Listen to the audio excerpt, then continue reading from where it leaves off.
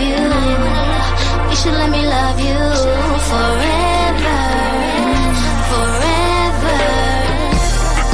I wanna love you. Will you let me love you forever, forever and a day, day, day, day, day.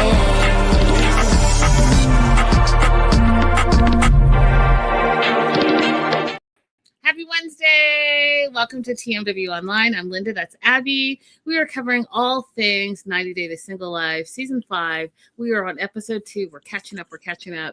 And this episode is the act of Tinseling, which is very appropriate. Very appropriate, you guys. I'm all in. And you may have seen us yesterday. You may have seen us cover Episode 1 of Season 5. And when I say the blueprint is back for all things 90 days, the blueprint is back. I'm all in. I'm all invested. It's very entertaining. Although, you know, some of the people I could do without. And dear TLC, could we have a warning? Is that possible? Like, we're bringing so-and-so on so that I can mentally prepare myself for what I'm about to see on my screen. If that's something you guys can do, go ahead and handle that. That being said, don't forget to like and subscribe, you guys. We are expanding. Make sure you follow Abby, myself, all across social media. We're everywhere.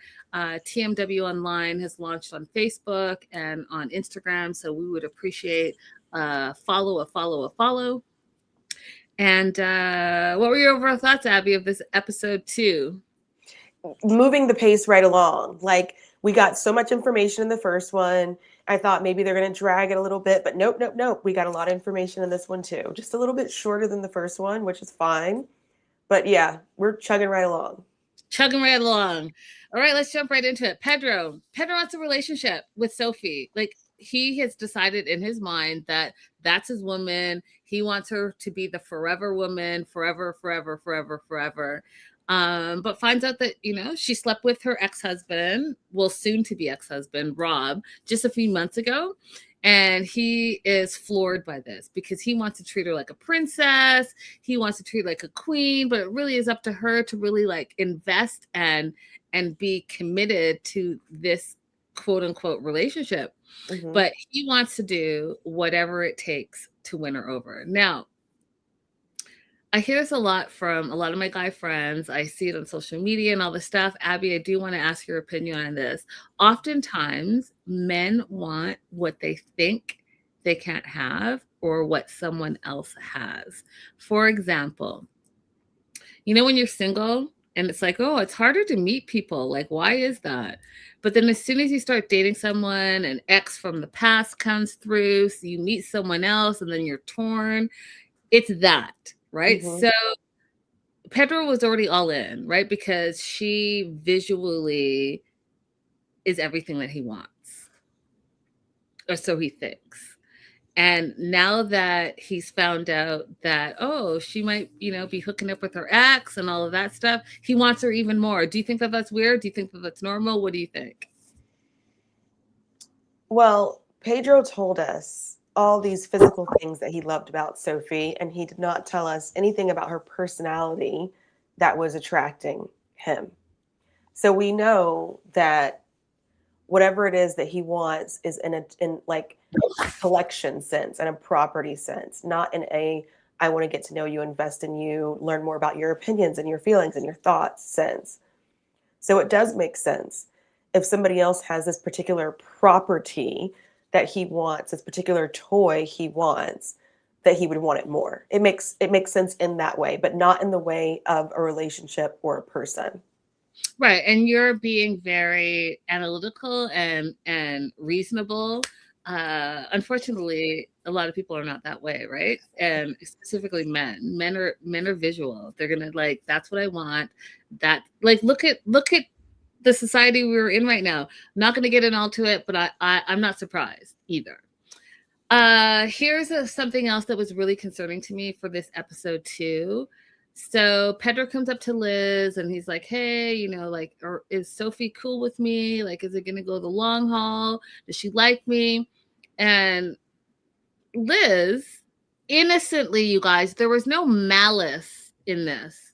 And this is how rumors get started. And this is exactly what happened here, where fights get started because it goes through the grapevine, and from the beginning to end, throw in like some language barrier and it can be a mess. So Liz innocently says, well, you know, she loves that you're the first guy to buy her flowers, and you're so kind, and you're so considerate, and you're sweet, respectful, and romantic.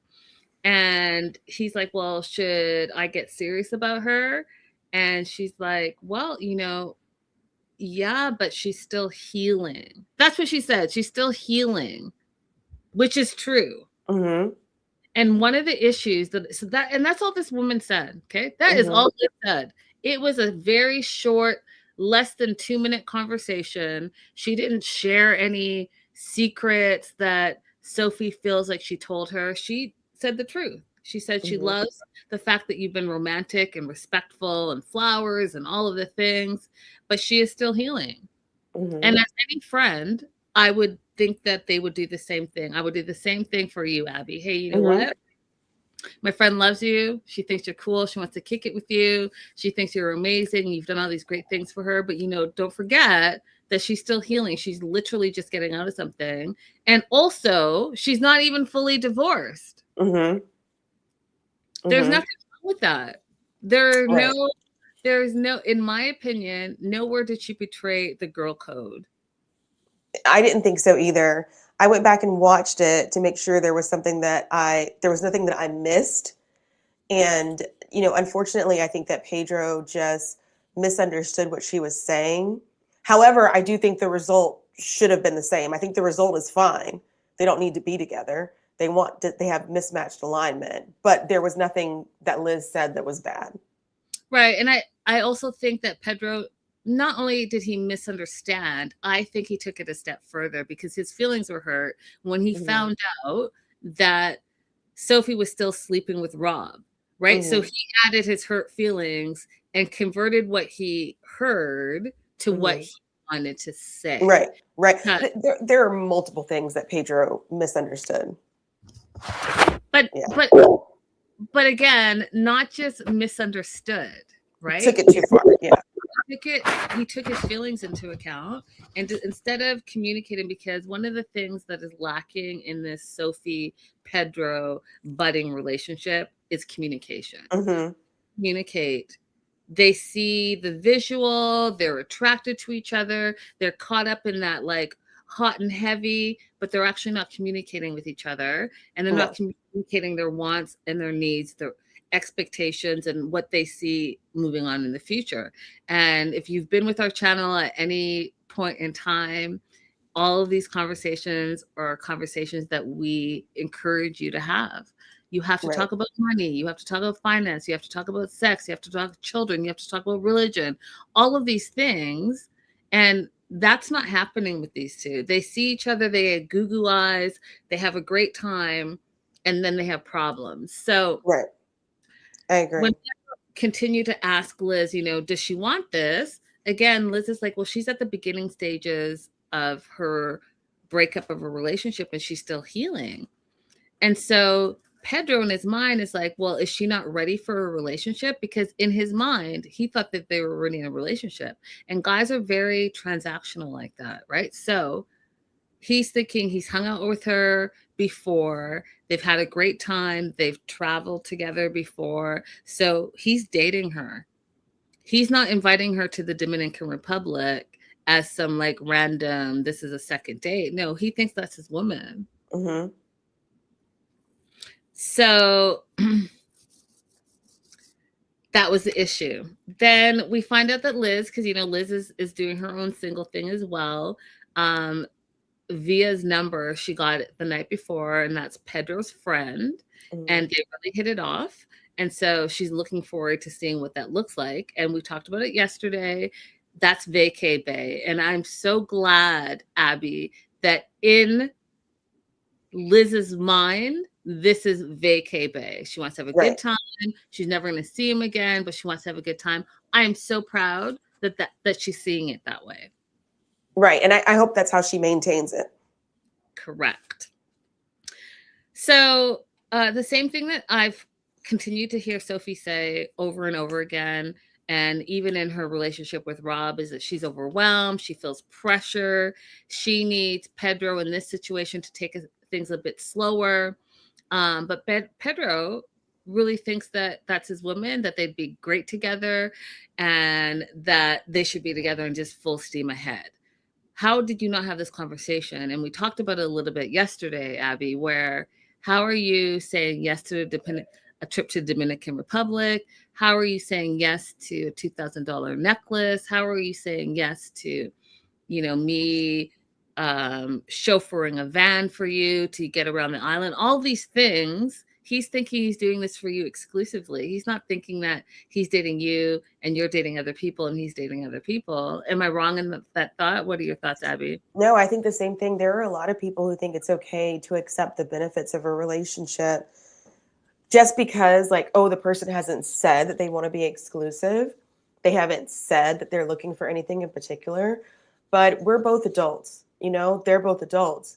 If you know that person is looking for something that you cannot provide them, then I think that every step of the way that you should just be clarifying before you accept large gifts. Before we come to the Dominican Republic, hey, let's have a talk about who we are, how we're going to have our arrangements while we're there, what our expectations are from each other, just to make sure that nobody's disappointed, right? I think that they both have that responsibility. And while I don't think that it's okay for Pedro to make the assumption, I do think that Sophie should have clarified. William Sonoma said he thinks that Pedro is okay, but Sophie was immature. I actually think that they're both immature in the dating style that's happening right now. He shouldn't be so hot and heavy with someone that he hasn't clarified the status of their relationship. And Sophie shouldn't be accepting so many gifts and trips and so forth if she is just seeing this as just dating. Because that's, to me, this is not normal. A normal dating practice with not being exclusive is not taking a trip out of the country with somebody, to me. Listen, there's a lot of problematic stuff. Let's shout out our live chat. Raydella, Tina, William. Hey, those are the most active. We appreciate you guys being here. Here's the thing with Sophie that I don't understand. I feel like she flip-flops, and it's exactly what happened in the Rob situation. She wants it, she doesn't want it. She wants it, she doesn't want it. And it becomes toxic. And I'm going to elaborate on that a little bit later. But again, she's saying that she feels pressured. So she's overwhelmed, she's pressured. She likes Pedro, she wants to get to know him, but she also wants him to chill, right? So what is it? You want him, you don't want him, you want to date him, you don't want to date him.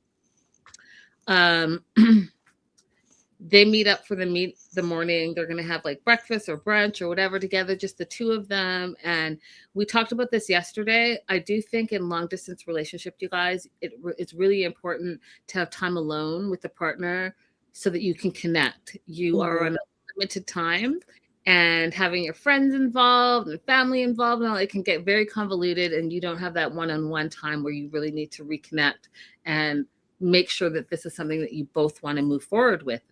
That being said, he sees her, she has her sexy outfit on. He's like, you look amazing as always. They both felt that the night before was awkward. He mentions that he talked to Liz, and he says that Liz said, are you sure she wants to be with you? Nowhere in that conversation did Liz say that, but that's what translated in Pedro's mind, because Pedro was already feeling insecure because Pedro found out that Sophie is still hooking up with Rob. So his ego is bruised. So that's how he translated it. And he literally said it made him feel insecure about how things are going, and insecure about all the things that he's been doing for her. He translated it in that he should be careful, guard his feelings, because perhaps there's another guy involved that he doesn't know about. Nowhere in the conversation that was literally 2 minutes long did Liz say any of those things. What happened here is Pedro translated all his insecurities and started blaming Liz or using her as an excuse to communicate the insecurities that he was already feeling after he spent time with Sophie. Absolutely wrong. Because again, want to recap, all Liz says was, Sophie loves that you buy her flowers, the first guy to buy flowers for her. She loves that you're respectful, you're sweet, you're romantic, but she's in the beginning stages of her separation and she's healing. Literally, I wrote it down. Those are the 5 things that she said. Nowhere in there did she say that he should be careful, that there was another guy, that he should be insecure about the things that he's been doing for her. None of that. Absolutely zero. And then that's what my note says. That's not what happened. So now Sophie's pissed off. She feels like Liz broke the girl code.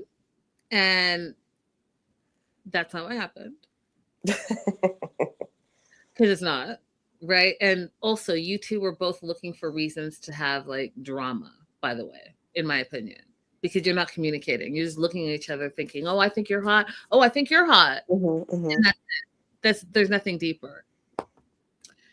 We find out here that Pedro's looking for a serious relationship and Sophie's still trying to figure out what she wants. That you're not equally yoked. You guys are not on the same page. You know, Pedro's 33, Sophie's 26. She keeps saying how she's been in a relationship her whole adult being. And so she doesn't know what she wants. Now, I personally, Abby, don't think it's fair to start dating someone and acting like you're interested to get to know them for the long term when you don't know what you want. Why are you out there dating? Because people don't just date randomly normally. They date to meet someone that they can share their life with. What are your thoughts? Same thing. And just to remind you guys, when we met Sophie, she was just discovering that she was bisexual. And at that point, she was still saying she didn't know what she wanted and she didn't know how that would work out with her marriage to Rob, right? So, Sophie, it is time for you to be truly, truly, truly single. And I don't mean single in terms of just dating other people. I mean single in terms of getting to know yourself. Because you're just going to keep wasting other people's times, even if it's a casual dating scenario, because you just don't know what you want on your own.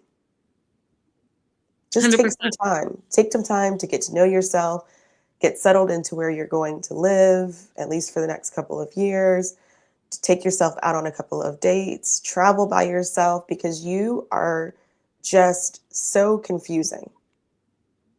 100% agreed. 100%. So confusing. So confusing. And it's a bit toxic. And again, I'm going to get back to that shortly. So Pedro's looking for a serious relationship. He thought that they were exclusive.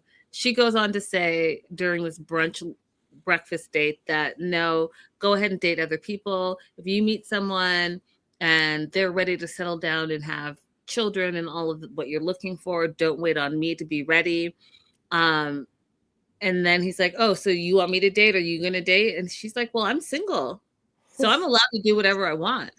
Shocking to him. And his feelings were hurt and his ego was bruised because that is not the conversation I know that they've ever had. So he said, you told me you were healed. And she said, no, I never had that conversation. Now, here's the thing.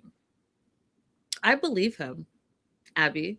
I believe in the moment, Sophie thought she was healed. But she wasn't. But oftentimes we can tell ourselves one thing that's not true. And then when an X pops up, you really do see how far you healed or you have not healed. Mm-hmm. Rob reaches out to her or she reaches out to Rob, whatever happened. And now they're talking again and now they're being intimate again. That's the sign of someone not being healed. Because if you are really over someone, even if they're ex, you don't want to be with them anymore.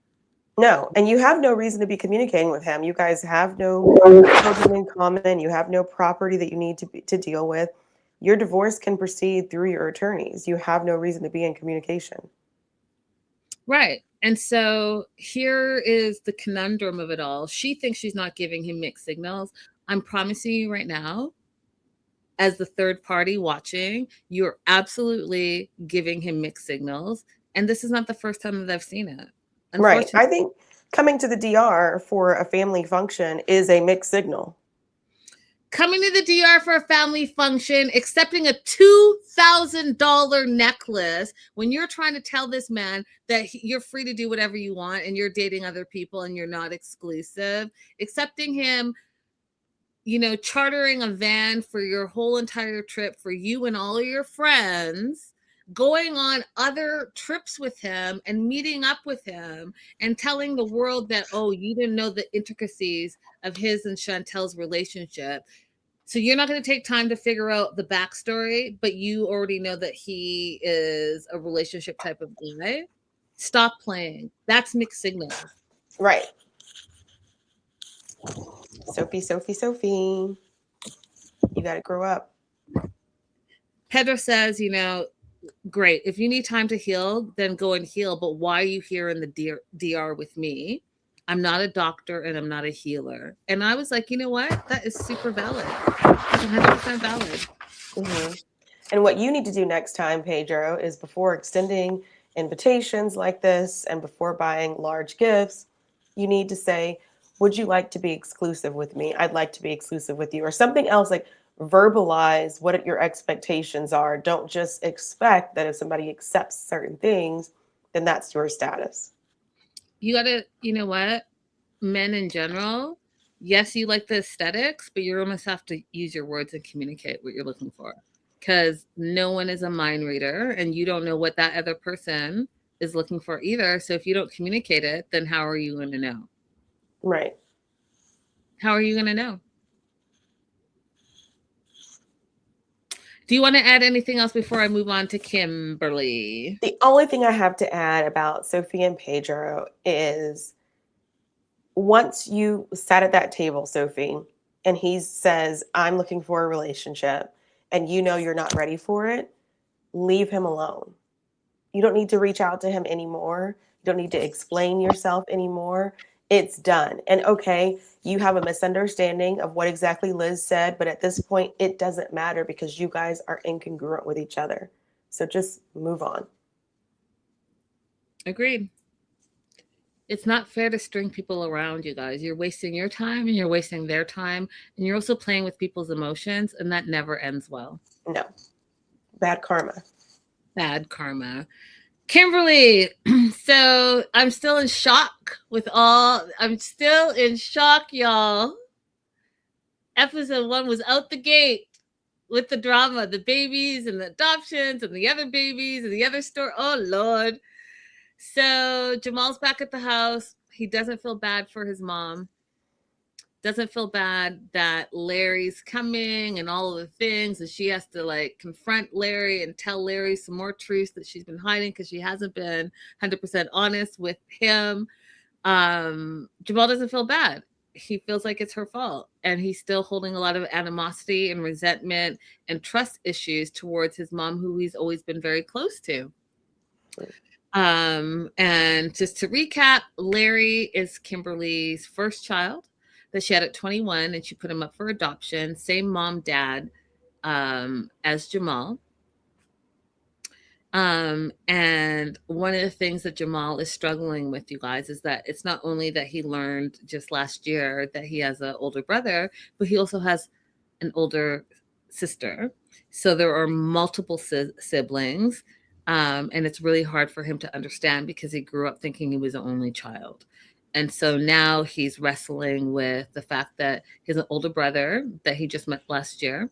And he has a sister that Kimberly put up for adoption just a year later. So when she was 21, she got pregnant with Larry and put him up for adoption. And when she was 22, a year later, she had a daughter who's been unnamed thus far, up for adoption.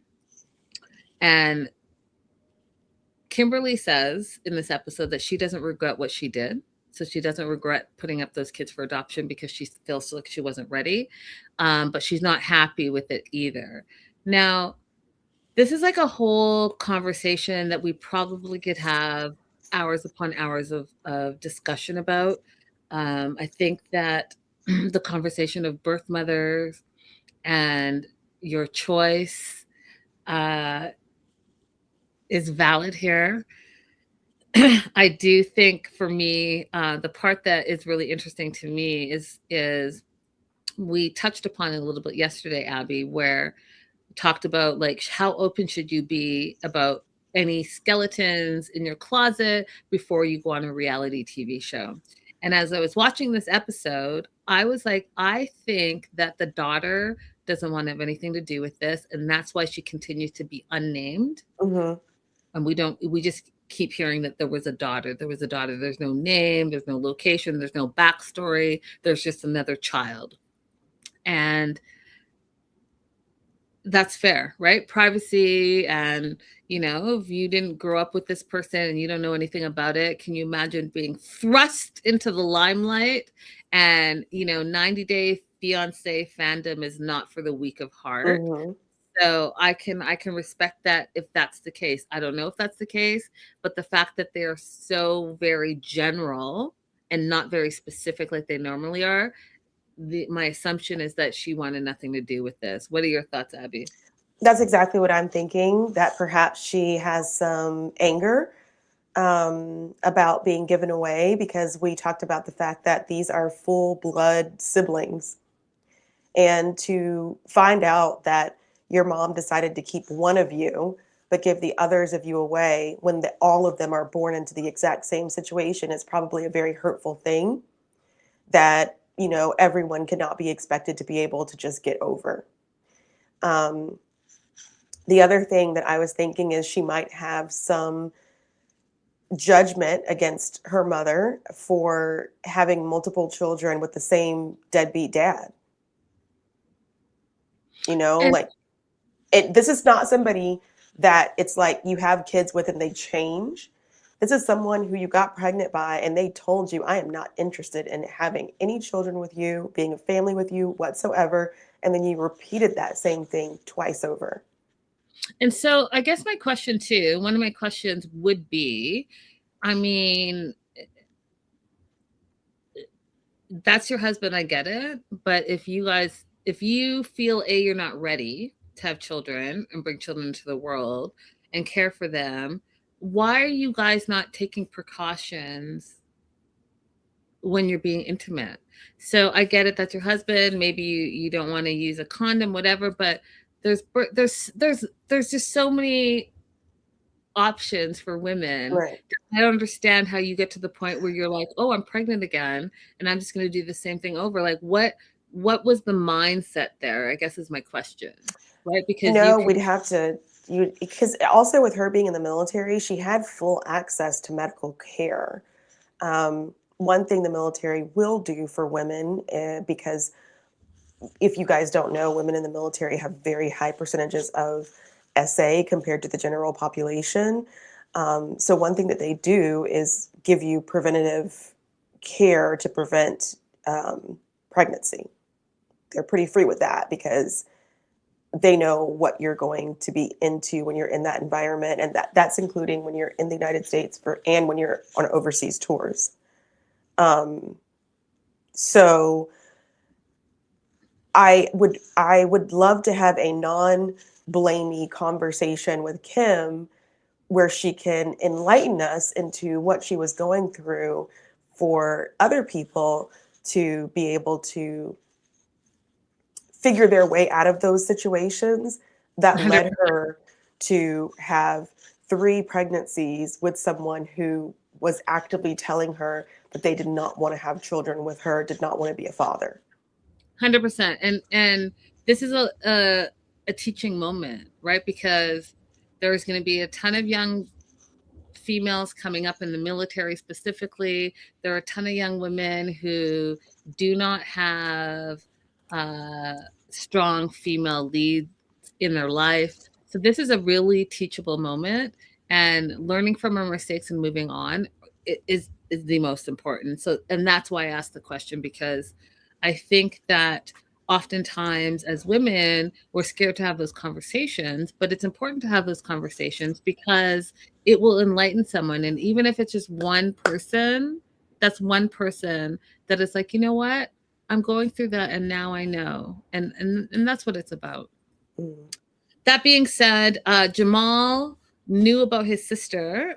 He found out when he was 12 because he overheard Kimberly talking to her mom about the daughter.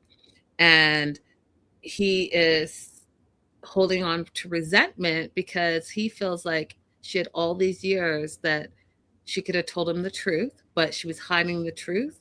And she's been hiding the truth for very long. And so he not only not trusts her, but he has some anger and resentment that has built up into this situation as well.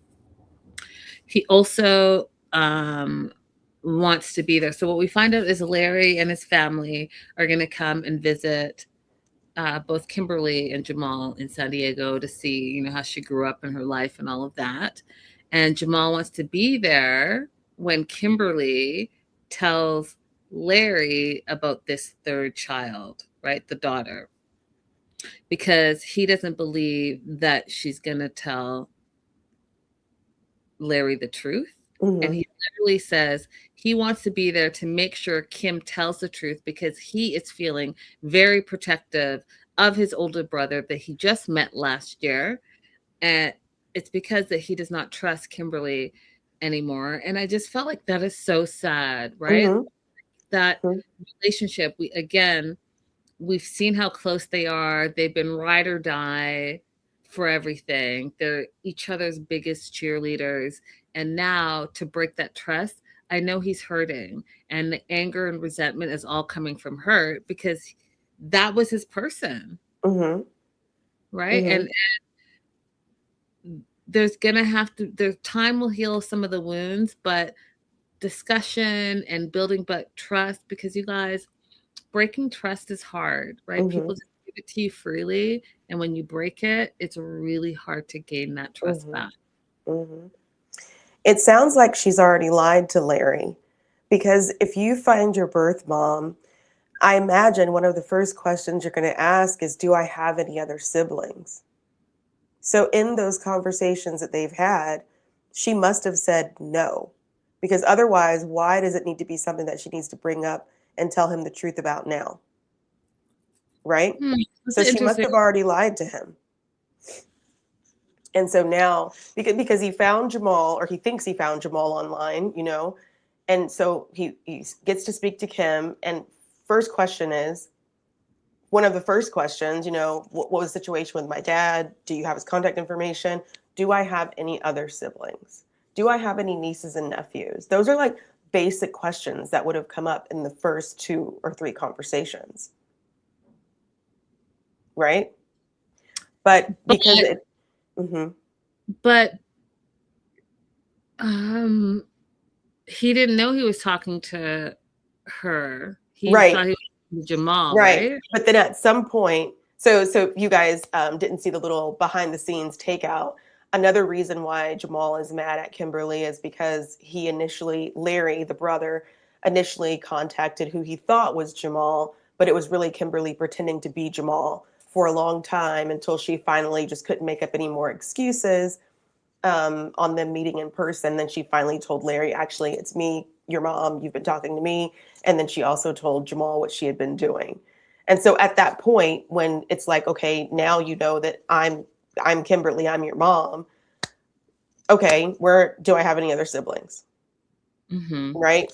One of the first several questions. But it seems to me like Kim is so divorced from her role in these people's lives that she's just trying to do as little as possible. She's not the kind of person who's like, oh my gosh, I have grandchildren, I want to meet them. I want to meet your wife. I want to meet my daughter-in-law. She's not coming off like that to me. She's coming off more like, as little as I can have this be a part of my life, that's what I want, because I don't want it destroying my life with Jamal. And so it seems to me like, instead of it being like, oh my God, my world could be expanding right now and I could have so much more love. Instead of that, it's like she's putting up this brick and she's pushing against any more revelations coming out, against any expansion in her life. And Larry's just like peeking around it. Like he's just coming around it in edges, and Jamal's holding on to him and pulling him across. Yeah, that can be true. And I again, I don't know what the situation is like, but I do know, if you have a secret and you've held that secret for a long time and that secret gets out, there's there has to be like some shame and um like trepidation towards it and wrapping your mind around it. Um so yeah, I don't know. What I do know is Kim says she wants these three things: to build trust back with Jamal, to have a relationship with Larry, and to find love. And then my questions, just to jump off of what Abby said, because these are the questions that I wrote down. Well, what about Larry's kids, aka your grandkid? Do you want to have a relationship with them? Because you have a grandkid now, which is literally your full bloodline. Do you want to know anything about Larry's wife and how they got together and how long they've been together? And then again, I know I talked about the daughter, but you haven't even mentioned the daughter. So you said Jamal, Larry, love. Not the grandbaby, not the daughter-in-law, and not your other daughter. And even if the daughter doesn't want to be a part of this show, it's something that, is that not in your mind? And why are we not talking about that? Why are we not, like, you mentioned her, so it's something. And I personally don't like the concept of letting people show up somewhere in person so you could spring information on them. I hate that let's wait till we see you in person approach to things. So, what would have been better for me is at the point Jamal says, no, I want to be there when you talk to Larry to make sure you tell the truth. If you're really interested in building back your trust with Jamal, I would have said, let's sit down right now and try and call Larry. I cannot stand the wait till the person arrives somewhere and then drop information on them. Like, give me an opportunity to digest this information. And then when I come to see you in person, to have the best visit possible. Don't drop news like that on my visit. I do think, though, there are some conversations that have to be had in person because it doesn't translate in text and it doesn't translate over the phone. So I do see that part too. But I then get tell me it's coming. Yeah. Tell me it's coming. Let me, you guys, if there is something that's very hard for you to talk about, don't just ignore it. Tell the other person involved or the other people involved, there is something that I need to share, but I'm not ready to share it yet. I hope that you can bear with me while I figure out how to get this information to you. Don't leave people in the dark or just give them a really quick answer to something that's more complicated. Be more honest with yourself and the people that you're dealing with. Yeah, agreed. Do you want to add anything else before we move on to Courtney? That's all I got for Kimberly. Let's go to Courtney and Colty. Oh, God. And listen, I know that you hate so many things about what's happening right now. I just want to, it's just not fair. You can't spring some, like, y'all, Gino and Colt in the same season back to back. Like, it is a lot. It's a lot. A lot. And when I'm sitting minding my own business, giggling and looking at like all the notes, and yeah, maybe I'm talking about Kimberly or I'm talking about Pedro and Sophie. Those are like normal day-to-day relationship stuff. Then you shock me. You got one with the nervous energy all over the place that I'm just trying to relax and be entertained. And then you have this fool that I don't understand, y'all. I don't understand it.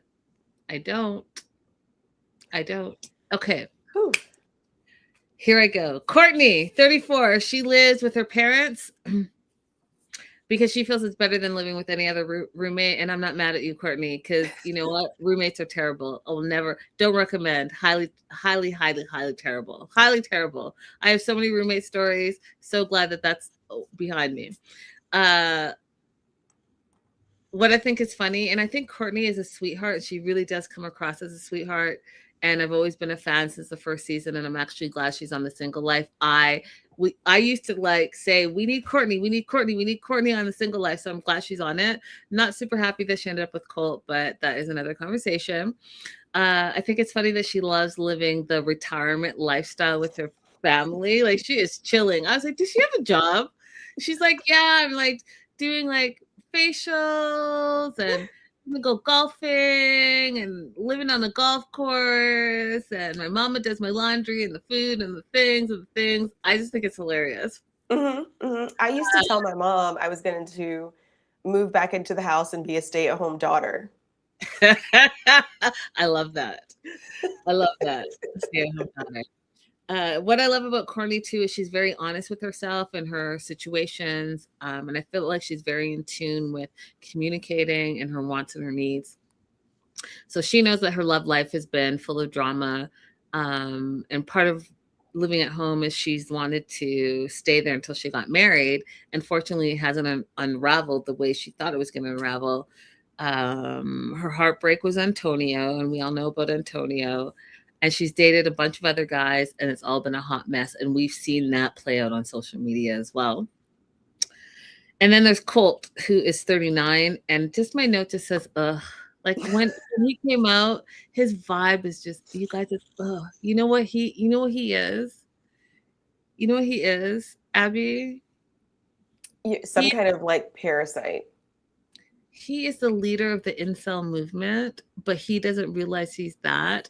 And he thinks that he is the prize. And it just is fascinating to me. And I would like to know how he always pulls beautiful women. I'm trying to figure it out. Because it's not a stellar look. It's not his personality. It's not the eggplant situation. So like it's not like he's a provider. So what is it, women? Because I don't see it. I know that chubby chasers exist, but you know what? You had Jess on the show at some point. I sure did. Ask her if we can see some of the early messages. Maybe he's got some riz that we don't know about. I will. I'll ask her. So he opens up saying he lives in Orlando with Courtney and her parents. And they met at the singles retreat that we all saw. He hasn't been lucky in love. You know, first it was Larissa. He says that Larissa was the toxic one. I dare to beg differently. Then there was Jess, and he cheated on Jess with Vanessa, married for 3 years. Vanessa left him because she was like, I'm not into this. I don't love you anymore. Okay.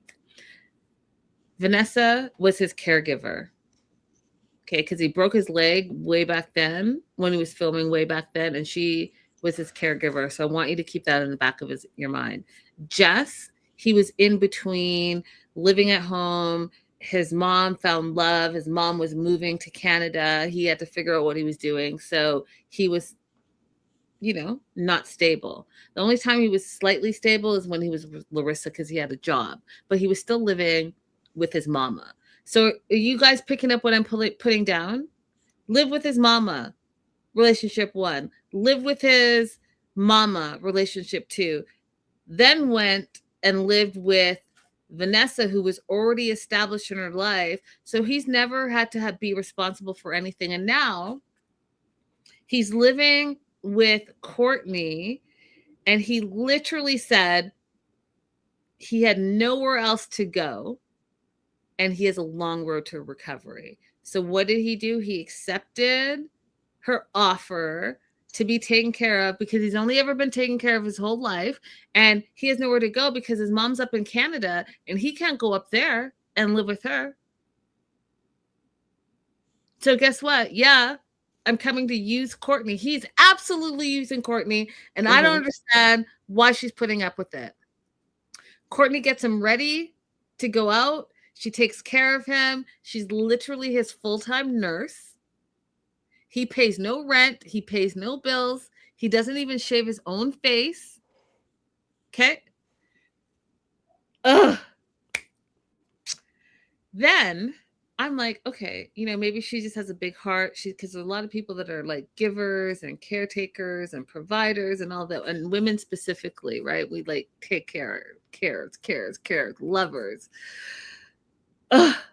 But they've been together. They've lived together for a month. Since the show, it's been months, right? It's been 3 months according to this. And they haven't had sex because his plumbing doesn't work well. It makes Courtney feel insecure because it's a wet noodle all the time. And she is now questioning, is he into me or is he here for convenience? Courtney, come closer. He's in it for convenience. Period and full stop. And you are too nice and too kind to not see this. I cannot, Abby. And it's interesting because, that is something that we also do as well. Women, okay? Women, because everything is so about how we look and our size and our shape and booties and the lips and the ears and the eyes and the and we're constantly being bombarded by what the standard of beauty is.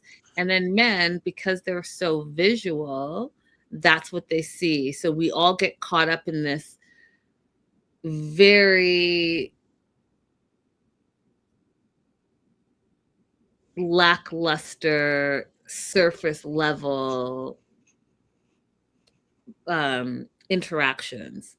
So we also take on, because men have such fragile egos, we take on their insecurities. And so Colt, I'm going to tell you something, Courtney. Colt has erectile dysfunction. It has nothing to do with you.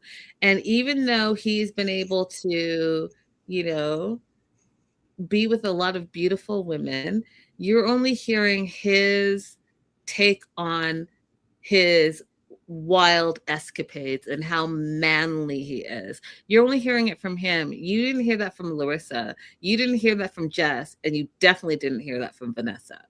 Okay? He has an erectile dysfunction that he hasn't dealt with. Yes, he's now got a broken leg. He's on meds and all this stuff, but that didn't start just now. Mm-hmm.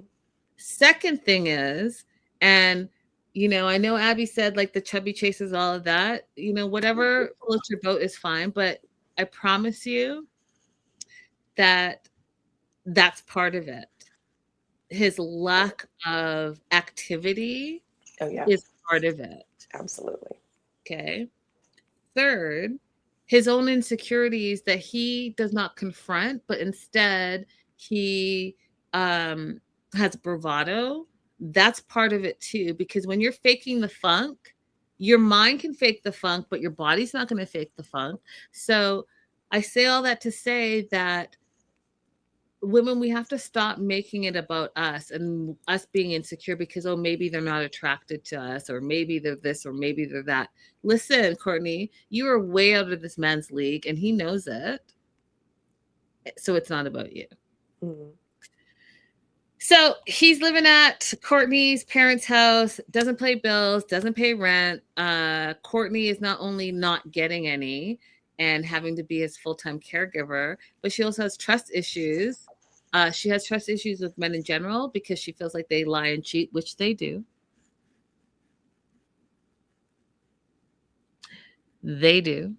Mm-hmm. But specifically, she has trust issues with Colt because she's seen how he's operated. She's been there from day one. She's a day 1 90-dayer. She was at the singles resort. She saw that he was trying to mac like 2-3 other women. So she knows who he is. Plus, she knows that he's cheated on every woman that he's ever been with. Oh, her friends think that she's going to be a single in a month. And she's starting to feel a little some type of way as well, right? Because she's feeling like a caged animal because she's a full-time caregiver to Colt. And honestly, Abby, I don't see him being appreciative at all. I feel like he's looking entitled and acting entitled. What are your thoughts? Absolutely, because nothing's wrong with his arms. He could shave his own face. He could do his own laundry. So he's not even taking the initiative to do the few things that he could do. And I just would like to say, you guys, I mean, he broke his leg and then he broke it again, all the things. But when I was watching the edit, because you guys know, like, this is the industry that I'm in, so I really do pay attention to the edit and the production value of it all. And you know, when we first saw him in episode 2 and he came out of the bedroom, he was on crutches. He could walk. Okay. All of a sudden, halfway through the episode, he has to be wheeled around. He can't walk anywhere. Courtney has to push him everywhere. Courtney has to drive the golf cart because he can't walk. That is BS. It's BS. He doesn't have MS. He has a broken leg, and his broken leg is not even in a cast anymore, which means to me that it's healed. So this whole, like, some people like the whole victim mentality. And if you think about it, what does he have to lose? He doesn't have to pay any bills now. He's got he lives in Florida in a beautiful house. Parents are clearly well off. They talked about how they had, 2 houses by the time that they were Courtney's age. So that's not a factor. He doesn't have to pay any bills. He doesn't even have to do laundry. He puts laundry in a basket and Courtney's mom does the laundry. Okay. He's not buying food. Courtney shaves his face. Courtney gives him facials. Courtney brushes his hair. Courtney dresses this fool. You think that some people don't want to be the star and center of the attention all the time? Mm-hmm. They're going to play the victim. That's what Colt is doing. That's it. And that's why she's feeling like a caged animal. Mm-hmm. Courtney's at the pool with her friends. She tells her friends that, his thing doesn't work. Meanwhile, Colt's at the house, laying in the bed, talking to his friend Mark, tells him about Courtney and living with the parents and how he feels the energy is weird between them. He feels Courtney's a little too shy. He likes a little spicy. And in all caps, this is what I wrote. He is not attracted to her. He's using her. He is not attracted to her.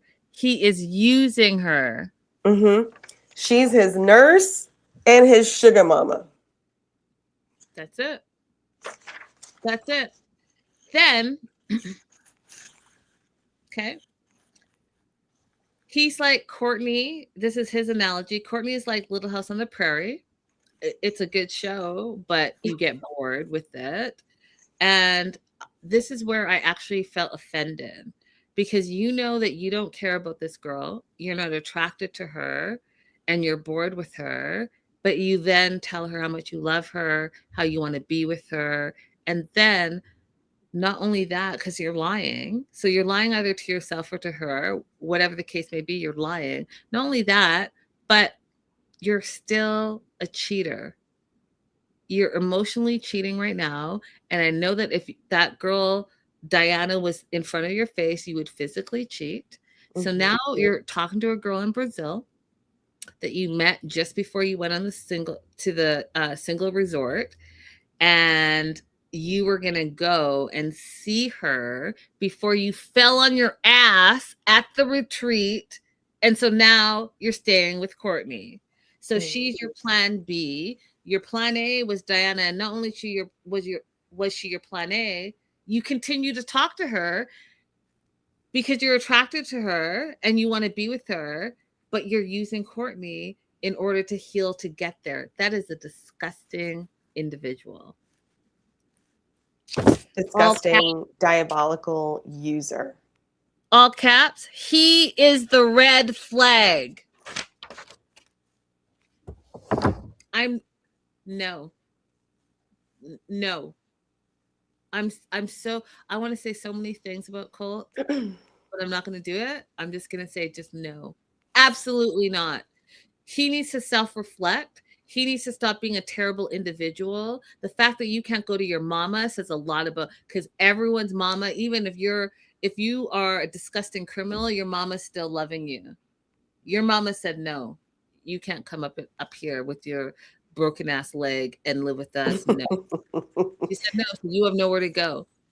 Mhm. And why do you have nowhere to go? Where were you living before Courtney offered to be your caregiver and come live in Florida? Where were you living? Oh, you didn't have anywhere to live because your wife Vanessa kicked you out because also you were taking advantage of that. So I hate a lazy man. I hate a lazy man. We can care for you and love you, but you can't just be lazy. Mm-mm. You can't be a cheater and you can't be a liar. And Yeah. then you also can't have like where's the win? Where's the win if it's what? Tina said it's not even a gummy worm, it's a gummy bear. That it's not even a it's a So yeah. Exactly. Colt said at the top of their segment that he didn't know what was going wrong in his relationships, that just somehow or another things get messed up. You're the mess up. You are the blight in all of your relationships. You are the doom, you are the gloom, you are the sadness, you're everything bad. You bring out the worst in yourself. That what she said. What she said. The doom, the gloom, the bad vibes, the low vibrations, all of it. You are the common denominator, friend. Anything else before I move on to unfortunately Gino? That's it. Let's not this is like, as I watched this, I was like, Linda is hating watching these segments back to I back. was like, it's too. And listen, the next episode, because I've already watched it, it gets worse. Right, Gino and Natalie. Again, I'm not sure what's going on with this Abby because, like, is she from Vegas or is she from DC? Because Gino says in the tea shop, "Oh, I'm so excited to be on your home turf." I thought she was remotely working in DC. And I Mhm. got to tell you that the apartment, first of all, y'all skimped on the apartment. I don't know who the production was, but they were like, we're going to the cheapest apartment that we can get. There is no color, there is no room, there was nothing. I was like, Production went back to 1984 and got the dish with the brown thread balls. I haven't seen those since I was like 12 or 13. all of it. I was like, where did they find this apartment? And like, and then see the bedroom that was like 5x5. You have a 5x5 bedroom with like no color. They didn't put one picture up on the wall, nothing, you guys. Just like a white, I don't know, like, I don't know, mental institution looking thing with a hospital bed. Even the sheets were like plain white. I was like, what? Anyways, I'm jumping ahead. It was wild. That's all I'm saying. It's wild, wild. They were like, we don't want to spend money on Gino either. So again, where's her home turf? Is it DC? Is it Vegas? It's like, I don't know. They're sitting in the tea place, and Gino is like, he just landed. I know he's never been to DC before. And he talked the taxi driver's ear off, got dropped off at the tea spot, and then is saying to Natalie, "Oh, yeah, it's so beautiful here. The beautiful hills, beautiful trees, beautiful parks." And he was going on and on, and she's looking at him, and like my face, I was all scrunched up. That her face was doing the same thing. And she's like, "You seem nervous." Exactly. Exactly. Everything I would keep saying to you guys, where it's like, ooh, that nervous energy, no one likes it. And she called him out on it. When he said beautiful trees, beautiful parks, I was thinking about when Aretha Franklin was asked what she thought about Taylor Swift, and she was like, beautiful gowns.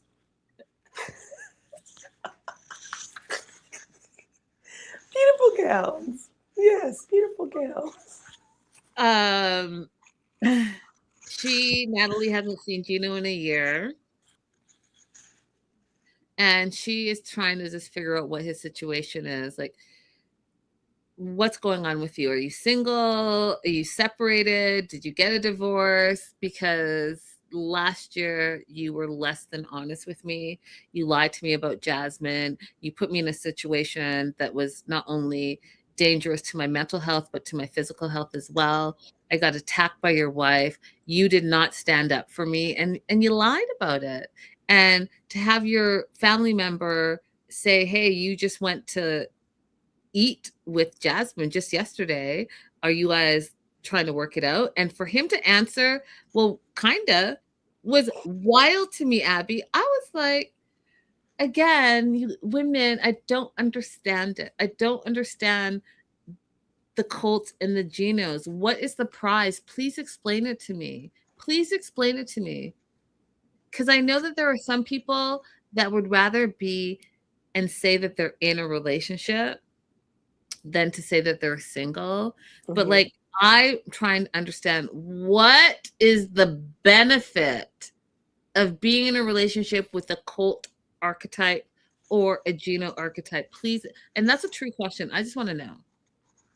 I mean, you kind of answered the question already. There are some people who just think that any piece of a man is better than being alone. And then a piece of a man that I already know is better than having to go find a new piece of a man. And that is pretty prevalent. I mean, in some of the relationships that we see around us, we see our friends with people who are useless. And they're going to stay with them because there's something in them that feels like it's better than nothing. Kita says maybe something wrong with her brain, or she just is chasing fame from the show because why all caps him? I don't know. Like, Natalie, there's got to be another way. There's got to be another reality TV show person that you could interact with. There are way too many reality shows. Yeah, I'm gonna do this with Gino. So this is something funny that I thought she said. That was something that I would have said too, because it shows me how different women and men view things. So if you remember from last episode, Gino said that they had been, she DM'd him. She said, hey, you're looking good. You've lost weight, all the stuff. And that was the opening for him to start another new dialogue with her, which he said that he did. Then he said that she invited him to come see her in DC, which is not what happened. He asked her if he could come see her in DC, and she said yes. Okay, so he comes, she meets him outside of her comfort zone. So she says, hey, I'm not going to just say, hey, come to my place. Let's meet at a neutral common ground. We're meeting at the tea house. They meet at the tea house. And she literally says, after asking him, like, are you single? Talking about how he really hurt her, how he deceived her last year. She says, quote, you're here now. What do you want? End quote. Right? Because you invited yourself here. What was the purpose of you coming here? Because no, I didn't invite you here. You were not top of mind. But you think that because maybe I reached out just to be a kind person doesn't mean I want to be with you. And it's funny how men will twist that. It's crazy. Listen, you guys, as you know, I'm not a slide into your DM type of person. I'm just not. And maybe I should be, because it's wild out in these streets. However, if I like a post, or if I like a story, or if I say, hey, congratulations, it's me supporting because I want to be supported in the same way that I support other people. That doesn't mean that, hey, like, hey, baby, hey. No, it never means that, unless a woman is directly saying, hey, I'm interested in you. It never means that. I'm just letting you guys know. Okay. That being said, she says, you're here now. What do you want? And he's like, I want to hang out with you. I want to start new. I want to have the same good vibes we had in Vegas.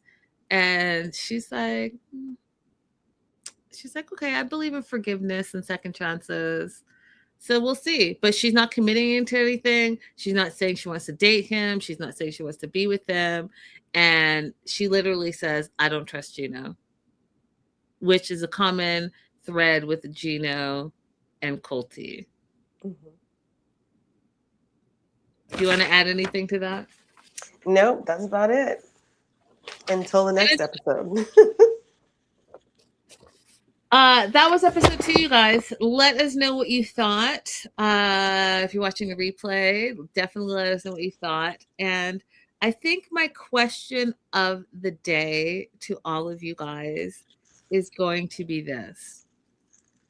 Would you date, in your mind, a low-value man in order to just say that you were in a relationship? Would you date a low-value man, whatever you consider low value, because it's different for everyone, just to say that you were in a relationship? Would you rather be in a relationship with a low-value man than be single? And especially for us girlies that are 35 and plus, where, society says you should have done all the things. Would you prefer to be in a relationship with a low-value man than to be single? Let's talk about it. Abby, That is going to be, I just have a thought. That is going to be such a hard question for some people to answer honestly, because people spend so much time pretending that their partner is something other than what they are. And what I mean by that is they'll go out to eat and hand their partner a card under the table to pay so they can pretend that they're the provider. They'll post pictures of themselves with that partner, on Instagram, on Facebook, wherever, doing things together. But behind the scenes, they're wearing like matching outfits for Christmas. Behind the scenes, you ordered all of the outfits. You had to fight him to get into the outfit. You had to force him to sit on the couch in a certain place to get the picture taken. Like, none of it was voluntary, but you're happy to present the image that it's #Black love, And I think it would be very hard for some people to divorce themselves from the image they've created of their partner to answer that question honestly. And I get it, but it's 2026, y'all. The world might be ending. Can we just be real with each other? There's no judgment. This is judgment free. I'm just curious because I know my answer. I don't have the patience, and you all know that. I don't have the patience. I would rather be single than be with someone that is low. And when I say low value, meaning like there are certain things that I don't like, right? So what I consider low value is going to be different than what you consider. It's going to be different than what Abby considers. I can't be. Like, what we're not about to do is you're going to not have no drive, lazy, lying, cheating. No. Absolutely not. For me, it's going to be a no. I'd like to know what your no is. Let's try to be real. 2026, it's wild. All right, guys, we will be back shortly. Don't forget to like and subscribe. Loved having you here. It's been fun doing like back-to-back shows, and we'll see you really soon. Toodles. Toodles.